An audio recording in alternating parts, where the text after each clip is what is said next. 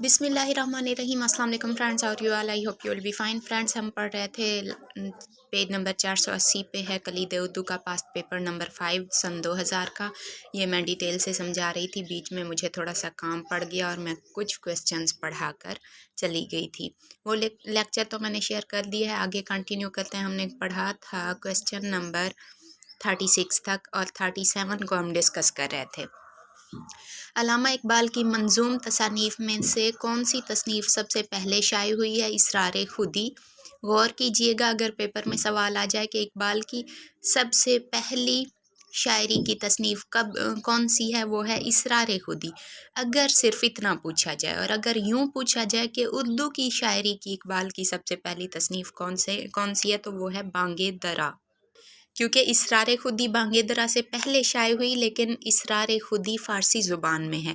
उर्दू की पहली तसनीफ़ जो है शायरी में इकबाल की, वो है बांगे दरा।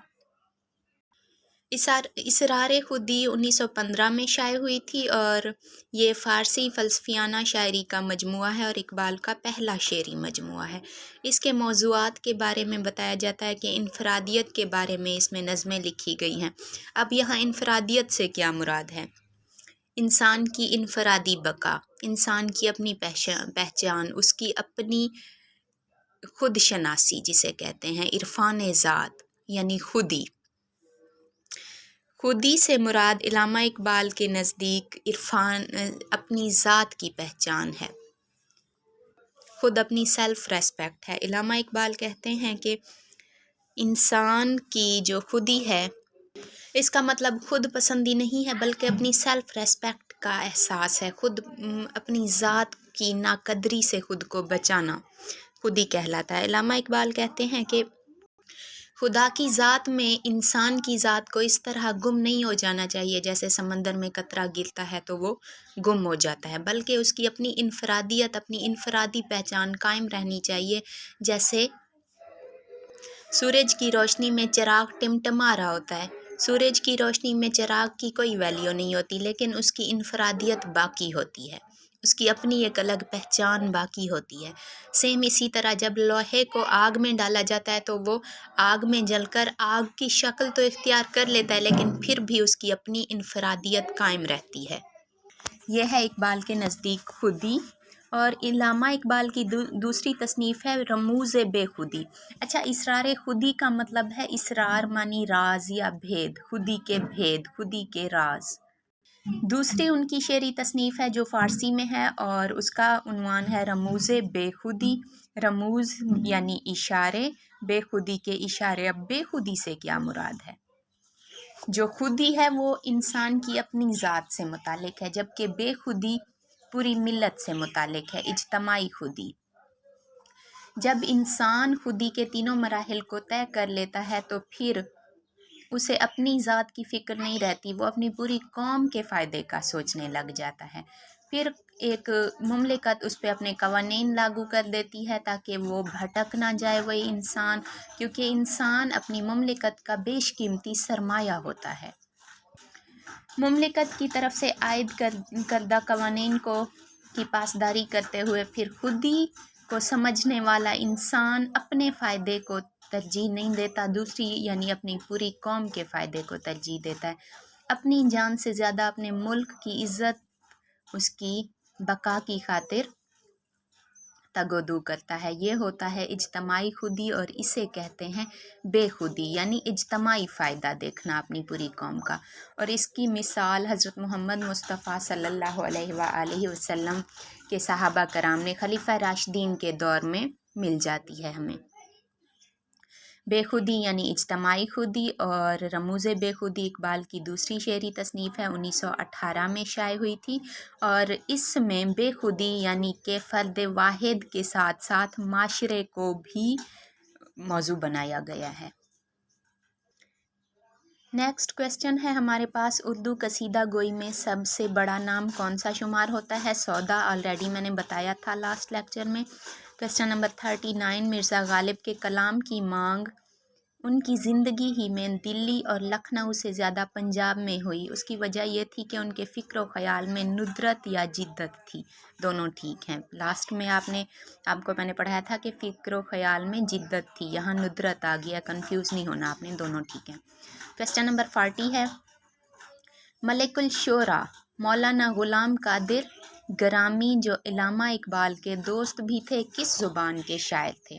یہ فارسی زبان کے شاعر تھے غلام قادر بالگرامی۔ اب ملک الشعراء کیا ہے؟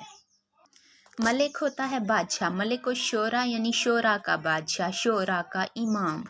یہ خطاب ملا تھا غلام قادر بالگرامی کو جو علامہ اقبال کے دوست تھے اور یہ فارسی زبان کے شاعر تھے۔ نیکسٹ ہے کویسچن نمبر 41، لاہور کا دبستان شاعری ایک کتاب ہے اور اس کے مصنف ہیں ڈاکٹر علی محمد خان۔ اس کتاب میں حوالہ دیا گیا ہے مجید امجد کا۔ اس کتاب کے حوالے سے بتائیے کہ مجید امجد کی شہرت کی سب سے بڑی وجہ کیا ہے؟ کل کے لیکچر میں بھی بتایا تھا، انہوں نے ہیئت کے سب سے زیادہ تجربے کیے تھے۔ ہیئت مین شاعری کا ڈھانچہ، اصناف کہ کس ہیئت میں ہے، آزاد نظم ہے، پابند ہے، سلاسی ہے، مربع ہے، قطع ہے، رباعی ہے، کیا ہے؟ نیکسٹ ہے کویسچن نمبر 42، مرثیہ گوئی اور مرثیہ خوانی میں کیا فرق ہے؟ مرثیہ گوئی یعنی مرثیہ کہنا اور مرثیہ خوانی یعنی مرثیہ پڑھنا۔ مرثیہ کہنا یعنی کہ خود لکھنا اور مرثیہ خوانی کرنا، اسے پڑھنا۔ نیکسٹ ہے کویسچن نمبر 43، یہ ایک شعر ہے، تم سلامت رہو ہزار برس، ہر برس کے ہوں دن 50,000۔ بے تکا سا شعر ہے، مجھے ایسے اشعار پسند نہیں ہیں۔ بہادر شاہ ظفر کی شان میں یقیناً یہ غالب نے کہا ہوگا کیونکہ بہادر شاہ ظفر کی بڑی خوش آمدیں کی تھیں غالب نے۔ بہادر شاہ ظفر کی شان میں قصیدے کا یہ دعائیہ شعر کس کی تخلیق ہے؟ B option is the correct answer. Next ہے کویسچن نمبر 44، دم واپسی برسرے راہ ہے عزیزو اب اللہ ہی اللہ ہے، یہ غالب نے مرتے وقت کہا تھا شعر۔ دم واپسی یعنی واپس اللہ تعالیٰ کی طرف جاتے ہوئے، مرتے ہوئے، دنیا سے واپس جاتے ہوئے۔ نیکسٹ ہے کویسچن نمبر 45 ہمارے پاس، وہ معروف استاد کون تھے جنہوں نے پنجاب یونیورسٹی اورینٹل کالج میں 16 سال تک پڑھایا تھا اور جو خود بھی عربی، فارسی اور اردو کے قادر الکلام شاعر تھے؟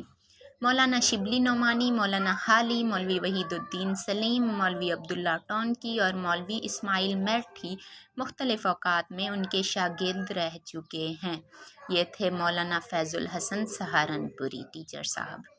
نیکسٹ ہے کویسچن نمبر 46، اب تو گھبرا کے یہ کہتے ہیں کہ مر جائیں گے، مر کے بھی نہ چین پایا تو کدھر جائیں گے، یہ ہے ابراہیم ذوق کا شعر۔ مرزا غالب کو یہ شعر بہت پسند تھا اور اس کی بے تحاشا داد دیا کرتے تھے۔ بتائیے شعر کے خالق کون ہیں؟ بتا چکی آلریڈی۔ نیکسٹ ہے کویسچن نمبر 47، ایسے موجز بیان یعنی معجزہ جیسے حیران کر دیتا ہے انسان کو، حیران کرنے والے بیان والے انسان یعنی کہ جو ایسا بیان کرتے ہوں کہ حیران کر دیں۔ فصیح اللسان یعنی خوش بیان، اچھا بولنے والے۔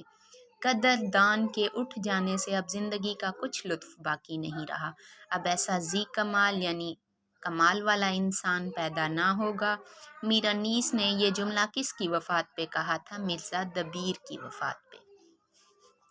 کویسچن نمبر 48 ہے، اس سے میں نے اپنے نوٹس میں بھی آلریڈی یہ شعر پڑھایا تھا، ابن انشا کا ایک شعر ہے یہاں پہ، سنایا رات کو قصہ جو ہیر رانجھے کا، تو اہل درد کو پنجابیوں نے لوٹ لیا۔ داستان کی تعریف میں انہوں نے شعر لکھا تھا اور یہاں پوچھا جا رہا ہے کہ انشا کا یہ شعر پنجابی زبان کے بارے میں کس بات کی غمازی کرتا ہے؟ پنجاب کی لوک داستانیں بڑی دلاویز ہیں، A option is the correct answer. Next ہے ہمارے پاس کویسچن نمبر 49، 20 برس سے کھڑے تھے جو اس گاتی نہر کے دوار، جھومتے کھیتوں کی سرحد پر باnkے پہرے دار، گھنے سہانے چھاؤں چھڑکتے بور لدے چھتنار، 20,000 میں بک گئے سارے ہرے بھرے اشجار۔ یہ مجید امجد کی ایک نظم ہے، توسیع شہر، بہت ہی معروف نظم ہے، اس کے اشعار ہیں، اور اس نظم کا فنی و فکری جائزہ میرے خیال میں نے اس گروپ میں آلریڈی شیئر کیا تھا یا شاید دوسرے گروپ میں کیا تھا۔ بڑی معروف غزل ہے مجید امجد کی۔ آگے دیکھتے ہیں کہ اس میں پوچھ کیا رہے ہیں۔ ان شعروں سے دبستان لاہور کے کس شاعر کا نام ذہن میں آتا ہے جن کے ہاں شجر کی علامت بہت استعمال ہوئی ہے؟ مجید امجد شجر کی علامت انہوں نے بہت زیادہ استعمال کی تھی اپنی شاعری میں، اور دبستان لاہور کے شاعر تھے۔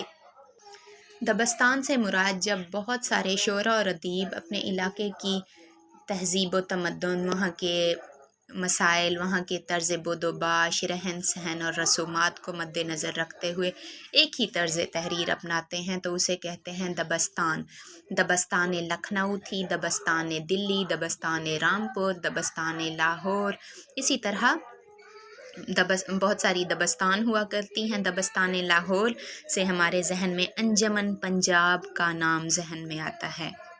1857 کی جنگ آزادی کے بعد حالات بہت زیادہ ناسازگار تھے، اسپیشلی مسلمانوں کے لیے، تو ان حالات سے تنگ آ کر مسلمانوں نے انجمن پنجاب محمد حسین آزاد نے میجر فلر اور کرنل ہال رائٹ کی سربراہی میں بنائی تھی، اور یہ 1865 میں انجمن پنجاب قائم کی گئی تھی، جس کے سیکرٹری بنائے گئے تھے محمد حسین آزاد کو۔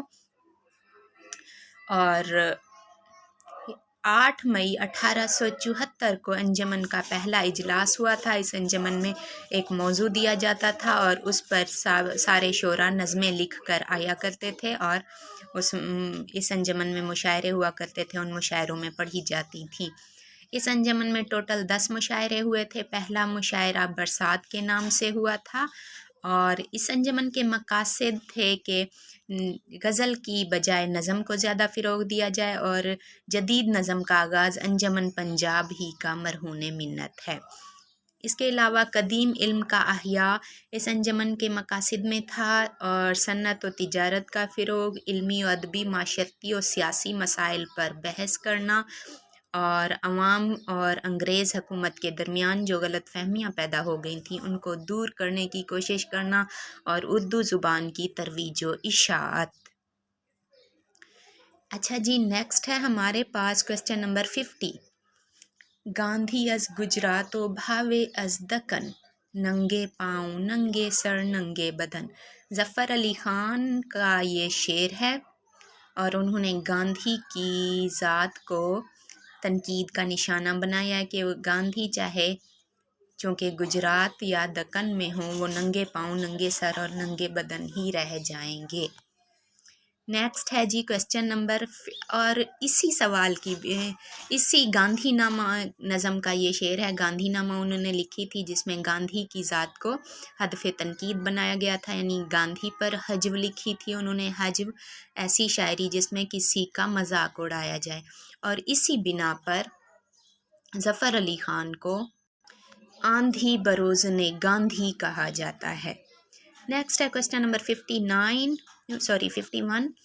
کل صبح کے مطلع تاباں سے جب عالم بقائے نور ہوا، سب چاند ستارے ماند ہوئے، خورشید کا نور ظہور ہوا۔